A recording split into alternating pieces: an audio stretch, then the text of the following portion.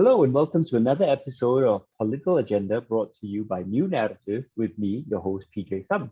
I am wearing a blue and white batik shirt and I'm actually on a in front of a blurred Zoom background and my pronouns are he, him.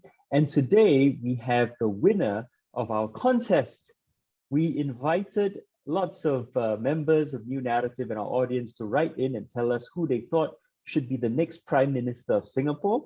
We interviewed 4 of our best entries. The public, you voted. And today we have our winner, Mr. Yeo Kian Hwee. Congratulations, Mr. Yeo. Hello. Thank you. Yeah. So why don't you tell us a bit about yourself and your background? Currently I'm working as a IT support, so working in IT line. So originally I was a Malaysian. I think I told you last time, I forgot. But originally I was Malaysian. I converted to Singaporean about 2 years plus ago. So now for the past 20 years, I come here to study university IT line.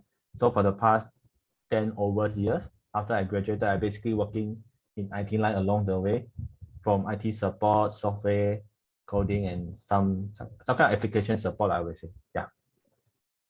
Cool. Okay. What made you decide to come to Singapore from Malaysia? Which part of Malaysia are you from originally? Originally from the Johor Bahru. I think Singaporeans Okay. are So you familiar just with it. yeah, of course. We all love Johor Bahru. And you just hopped across the border. What made you come here? Oh, actually, maybe that time I was 20 years or so. They have two choice. It's both IT, but I got an offer from the one of the university in Penang, University of Science of Malaysia. Mhm. One is NUS here. So I prefer the university there because they give me more specific computer game graphic design, meaning basically doing the game programming. At that time I thought it should be interesting and there's always market for that.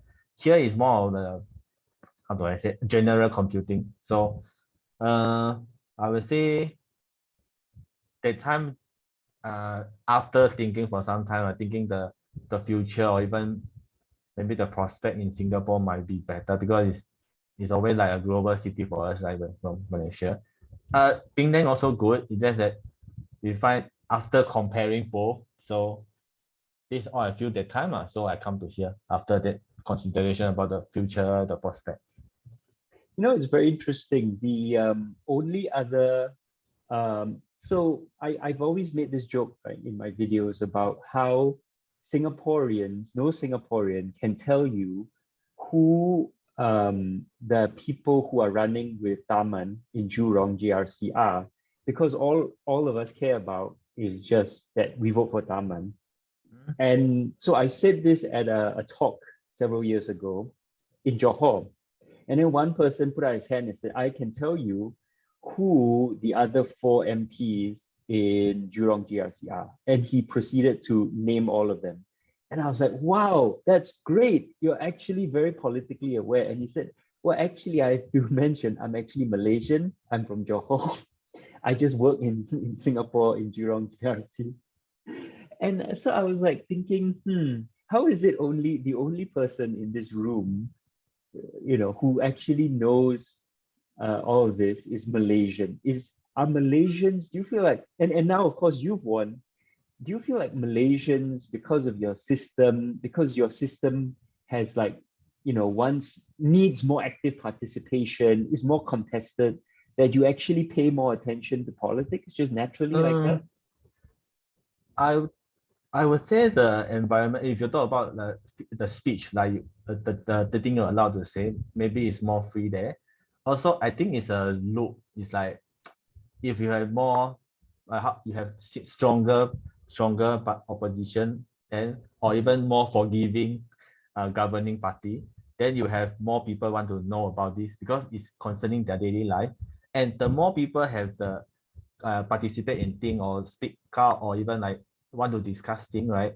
You will actually produce like more forgiving governing party or even like stronger opposition because it's a feedback loop, right? I mean, Yes. because if I'm opposition or even I'm not just opposition, whatever party, right? I need to know whatever I say is people is supporting me. But if everyone keep quiet, maybe in the vote count I also know okay I winning, but what people actually thinking I might be losing touch, or even what people are with. So it's a, I would say it's a loop lah. It cannot say it's more political aware or even is it a party form of forgiving. It's a circle, I would say. Yeah. That's actually very wise, and I think spoken like an engineer, right? And I think the opposite feedback loop is in Singapore, where the government discourages people from talking, so people talk less, so there's less space, and Hmm, people are disincentivized. I Has would that been think your that impression? because I enjoy this only this 20 years. I mean Yeah. I'm not even previously I don't even so much involved in it, but from what at least what I know, right, I think in the initial part of the nation building, I mean Lee time, right, there is some how to say there's large part of, I would say most of the population might be willing to give up this part of freedom just to make Mhm. sure that the life, as in I have a better life, at least Yeah. my living standard should be reaching something. Now it's because I think people the living standard I think is quite high already. At least I don't think people will die of hunger here. As in maybe there is, but very less. Oh yeah, there There is definitely definitely are. I see Yeah. some another guy saying something about housing and nutrition. I think there is, but now I would say majority of the population maybe they feel like my basic life is taken care of. At least I Mm. won't die of like hunger or nutrition. Mm. I will start to know. I would like to know how my country going to be, or at least Yeah. I like to tell, maybe not tell, voice out what I feel that my future and my country future will be. So people start to speak up, I think. And That I makes think the sense. social media also play a very big part because it's like the feedback loop, same thing. If I'm alone, like some of the, let's say during the last time, if I'm alone, I don't need to say anything because I'm like facing the whole country machine, right? But based on social media, right? If you just see any, okay, currently is the MOH Facebook page, right? You will see a lot of people like complaining or even scolding because they did something not so incorrect, I think. But and when people see more people say like it's like I would say same thing. The people look more people say, then I dare to say. If I dare to say, become more people will say. So that's why I think the social media. I would think that the government transition happening in Malaysia, right? Did this social media play a big part also because people start to realize, oh, actually a lot of people want to change, or even a lot of people realize a lot of people don't want to change. Like people start talking to each other. This Mm. doesn't happen when you're in locally, like I'm Tampines, you're Hougang, Yeah. you're Jurong East. Yeah. Right. I see. Yeah. Oh, and for the same reason, I'm very glad that you entered this contest because it shows that there are people out there from all walks of life who have legitimate opinions about who should be the next prime minister. And the support that you won 57 votes, so you had four more votes than the runner-up. And people like endorsed your argument, and they felt you made the best argument. And as it Mm. turns out, I think it will encourage people to speak up. And as it turns out, you also correctly predicted who will be the next prime minister. So did you have any, well before I ask you that, let's play a short clip from your the previous interview on this podcast where you explained your argument. Actually, I have think of three reasons that why I chose him.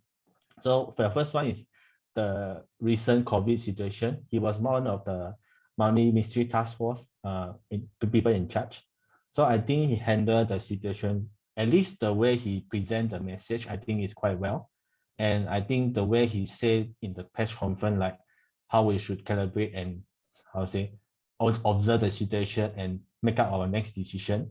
I think this is a um, good leader to like how should treat a crisis like this. And also, I think during the whole COVID situation, I think I don't see much negative news on his in his how he handled the situation. So I would think that this attitude should be commonly accepted by the people. Second point would be like from what I know, he's quite a long-term PAP member. So properly know how the polity work, hopefully. And I think he should know how the party, the PAP, know how it works.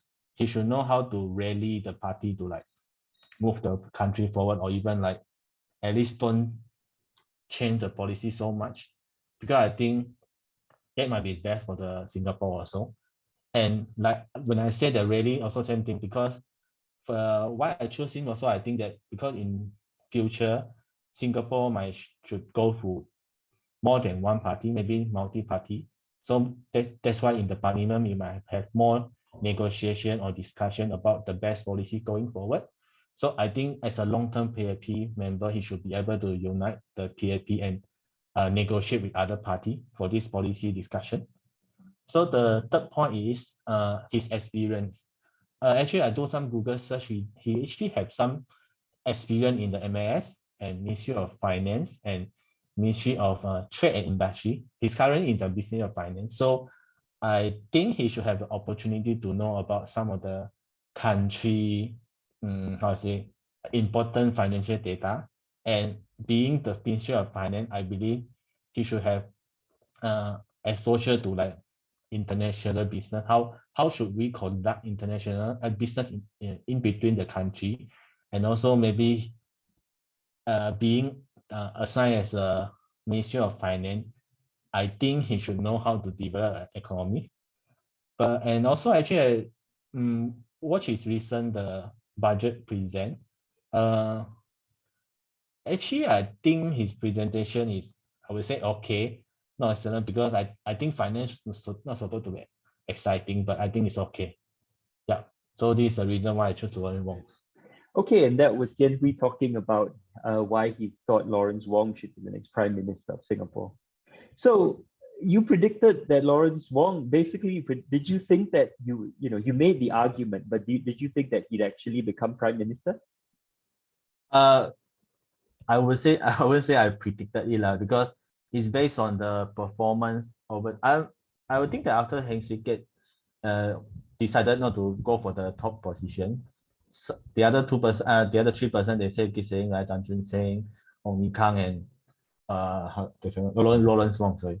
Yeah. And it's just based on my observation, I feel that which one is like what I said just now in the video, right? It's not really I predicted it. I just observe, because I observe. I mean, I watch all their NTF press conference.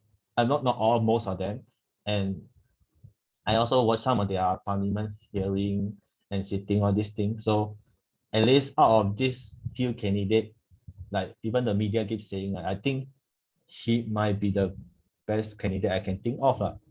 Yeah, not really a predict. I cannot predict this kind of thing. Well, I see your point. I mean, if there are only three candidates and then they're constantly in front of people because of the pandemic, and you look at which one did the best of the three, then it's actually pretty obvious. But do you also think that, one of your conditions was, remember that you said he would face a lot more opposition. So do you think that the opposition will also then come up a lot more from the next election? I don't think. Oh, sorry. I think the condition I say is like, if he's in, I don't think it will happen in the next or next election. The opposition seat might increase a little bit, but I don't think it will increase like what I say. But the percentage I put up, right, it's not that say I'm thinking the next election. Actually, it might not happen at all, but I would think that it might be in my mind, perfect situation for the best, cannot say best, maybe more suitable policy to come out, because like I say in the video, actually, each party actually is always represent certain part of the voice. You can say you don't agree with it, but you can't say it's right or wrong.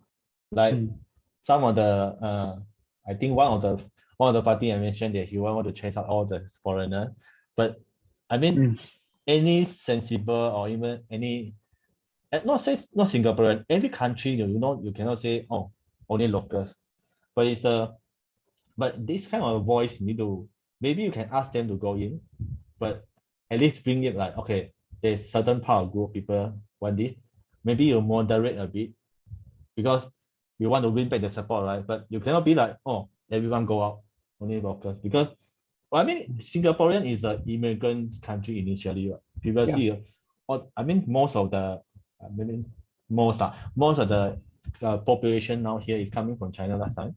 So, Or India, or yeah, the Middle East, yeah, or the rest of Southeast Asia. Yeah, here was called Malaya, I think. yeah. Last time it's Malaya, so Yeah. Temasek, all this guy is an immigrant. I think um, back to the parliament sitting. So what I say, like, I think there is some certain policy from STP, I think about healthcare, and one of the Mhm. HDB as well, Singaporean only HDB, like different market.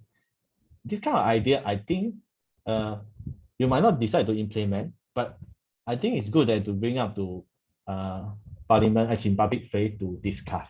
Because Mm. initially discuss, right? We maybe start to realize actually we still prefer the current. Because if never discuss, right, you always have the mind, like whoever is, you have the mind say, what if this happen? Because I don't think it should happen because at least what I observe from Malaysia, right? Uh, because you should know exactly what will happen. I mean, as a citizen, you should know what will happen if you really change the government. If you really change, you shouldn't think that, what if, maybe better. That's like gamble because you cannot gamble. Actually, any country should not gamble. So I would think that if you have more discussion, might not be the parliament level because parliament is already really a policy. I mean, already creating the policy. But I think at least have more, um, how do I say, more platform for this kind of discussion happens because at least now I don't see much. Even some of the seminar talk about really housing or even medical as in healthcare, right? I would say the participant is like very less compared to Malaysia. Because Malaysia, it can be thousands people. It's not election time, no, it's like Mm. normal time. They talk about, okay, this education policy, is this suitable? Should we give more to Malays? A lot of race based thing there, lah. But here you don't see, even though even the election time, right? But election is not a good time to discuss things. It's to generate vote. It's like, Mm. oh, we fight. It's not time to say we think Singaporean housing should be healthcare 60 years old or 65. We don't have, I think in Singapore don't have this platform to discuss this. So yeah, but that's why my argument of all those Mm. parliament sitting. That makes a lot of sense. Yeah. I think I should correct you. The Parliament is a place for debating these things, right? That's what Parliament, the role of Parliament is. The policy formation comes from the ministries, then they put it up to Parliament, and then Parliament debates, and then there's a process of debating it through several sittings normally, and then you make amendments. The government can, propose changes. The opposition can propose changes. So Parliament actually is a place for debating. It's only that in Singapore, because the Parliament, because the PAP has such a super majority, they can shut down the debate. They just put up a bill, and then there's a token 1 hour debate, and then they just vote and pass it. But if you look at the same parliament in Malaysia or in other Commonwealth countries which use the same system, there's actually a very vigorous debate about many of these bills, which have been proposed by the relevant ministry and the relevant minister. And these debates can take several months to resolve. So, I think Mm, Parliament really is a place where you should see a lot of these debates happen. uh, at least what I observe for the parliament sitting in Singapore, at least, actually, what you say is, I would say, maybe partially correct because some of the major policy say affecting really the whole countries. Some I don't know what's the criteria because sometimes the policy is quite small about maybe smoking or even like how how how early or how late should the school start time. Right? For me, I don't know is it so important, but definitely affecting the daily life. So, but Parliament will spend a lot of time on this, but I'm not sure is it good or bad. But like what you say, when if I mean I don't blame anyone, because if I have a majority, right, I should. The good thing about this kind of, you say the majority, right? If the policy is correct or even suitable or even I would say good, it will be very fast, efficient. The country will progress very fast. But the same thing, if the thing is wrong, right, the country will go down very fast also. The scenario you say about the debating, right, it slow down the process, but at least the probability of making mistake is less. But at the same time, the progress will be slow lah, because maybe a simple policy take months, Yeah. or whatever it take months. So this is always the trace off we need to Yeah. need to take lah. And I think you're absolutely right, because the PAP always says, oh, we want fast, efficient policy making. But fast, efficient policy making doesn't mean that it creates the right policy.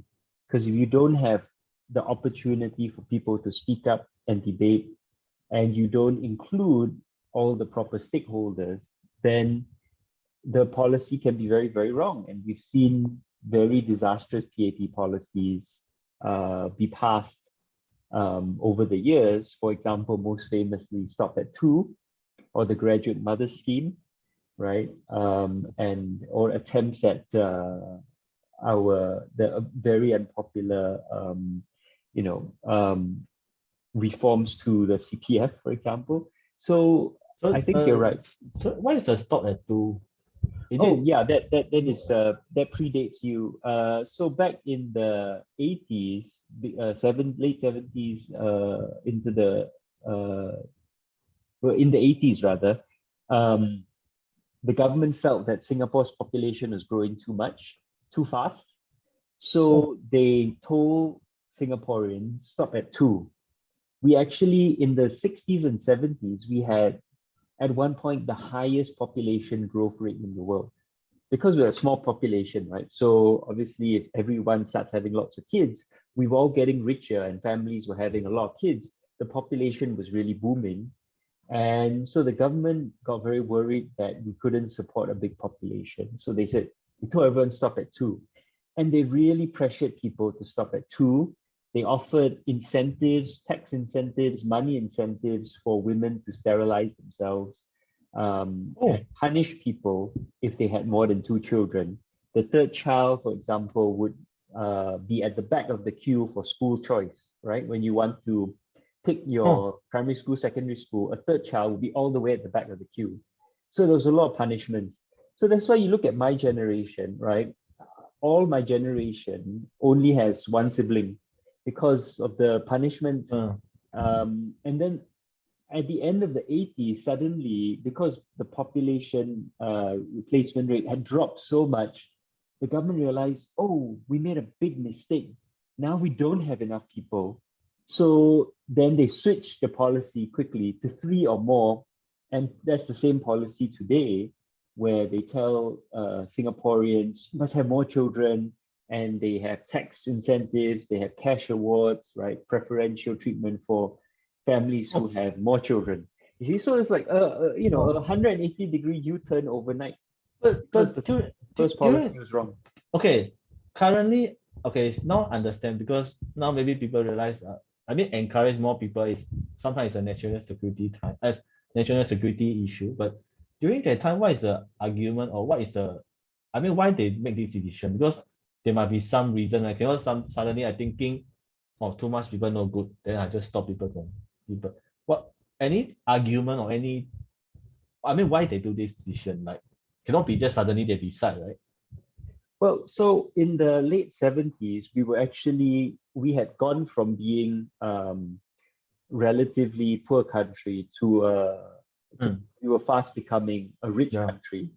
Cost of living had, the standard of living had increased drastically, but the cost of living also increased drastically. But what was the most important thing, I think, for this is that we had reached full employment.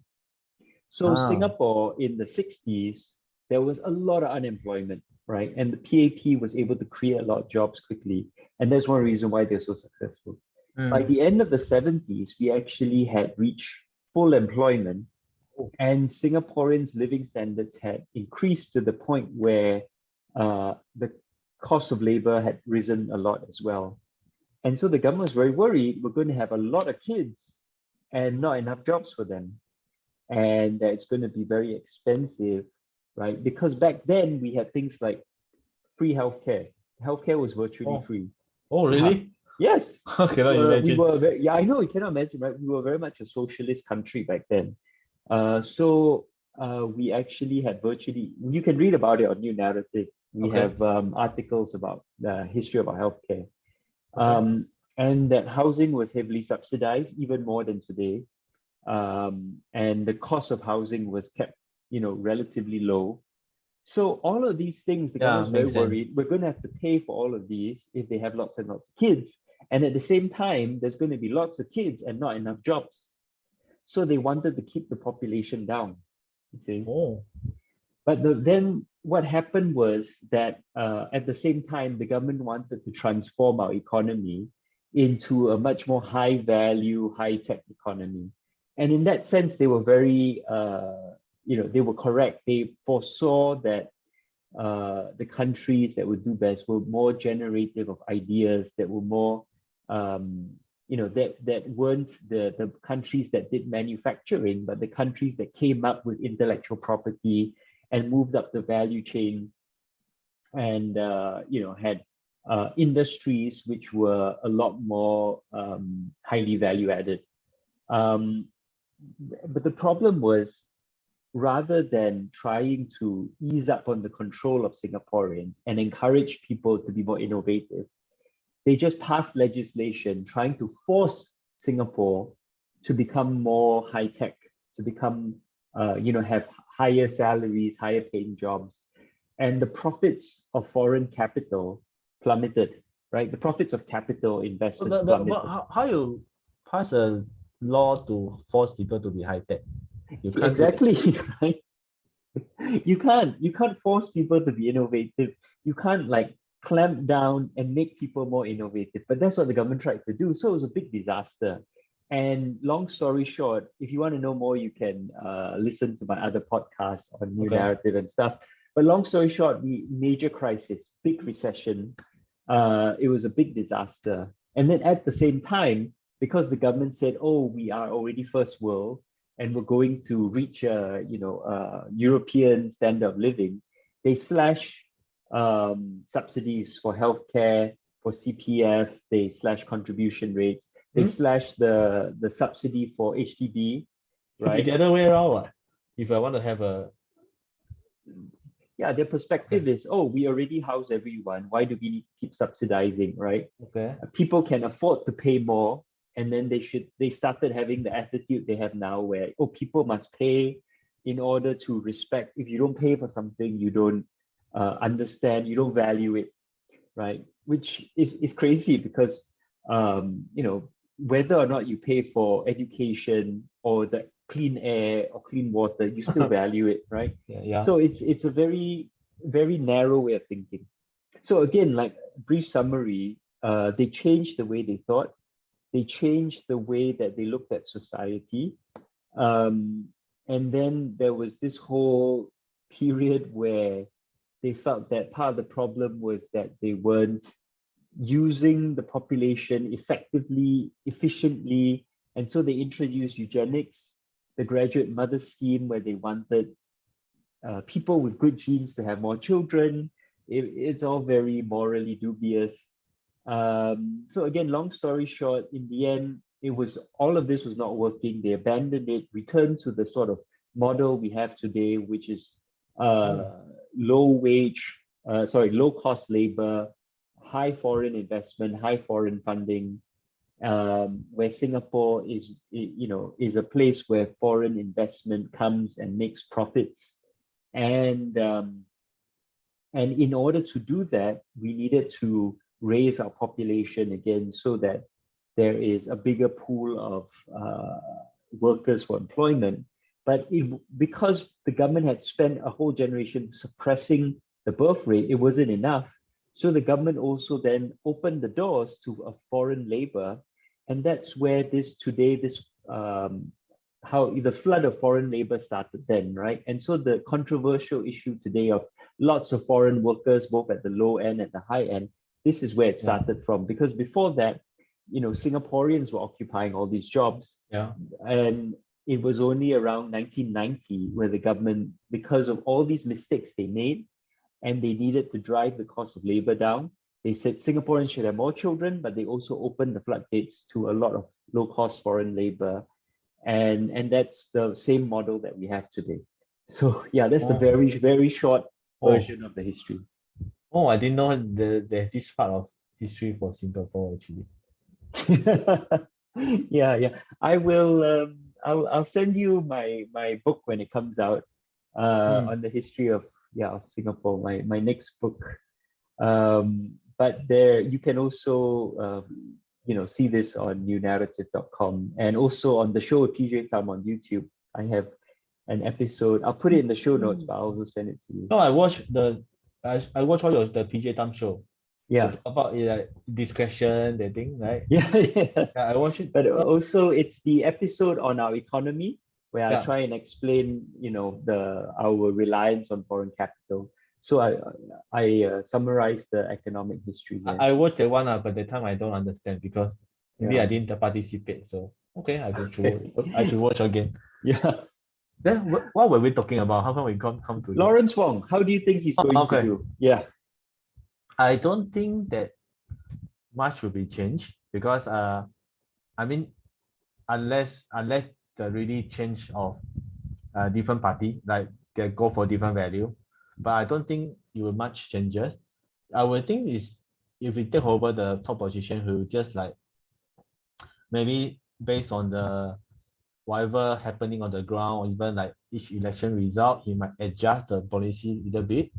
But I don't foresee anything will be changed much, I would say, unless the election result really come from some extreme result, maybe they will do more. But else, I would think it's just every normal government will do that adjustment according to what happening on the ground. I think I don't foresee anything big happen if he's appear.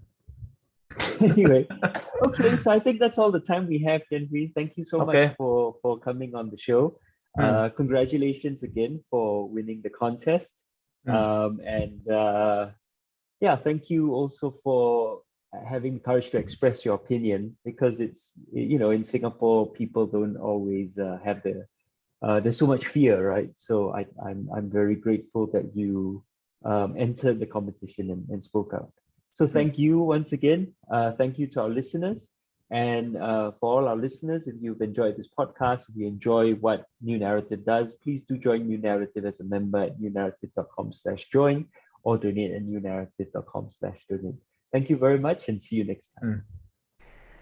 Thanks for watching. If you'd like to learn more about New Narrative, please check out this playlist up here. And if you'd like to watch episodes of Political Agenda, please check out this playlist down here. Thank you very much, and please help keep New Narrative sustainable and independent by joining as a member at newnarrative.com/join. Thank you.